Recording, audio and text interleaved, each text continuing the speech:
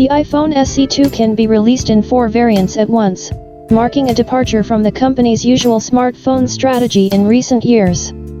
For example, in 2019 and 2018, the company released new iPhones in 3 different models. Kuo predicts that Apple will release a 5.4-inch iPhone SE2, 2 6.1-inch iPhones and a 6.7-inch iPhone.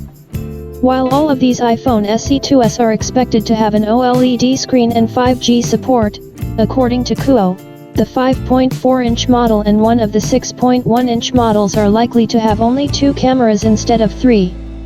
Kuo estimates that the next iPhone SE2 will not have the 5.8-inch screen size that iPhone X, iPhone XS, and iPhone 11 Pro owners are already familiar with. Augmented reality camera. Another feature of the iPhone SE2 next year is expected to be the camera. Apple plans to equip the iPhone SE2 with a more powerful 3D camera next year, Bloomberg reports. The new 3D camera will run up to 5 meters away. This module will be used by Apple to enhance augmented reality technology. The camera on the back of the phone will be designed to scan the environment. This will create a 3-dimensional reconstruction of the real world. The new camera will allow you to take large photos.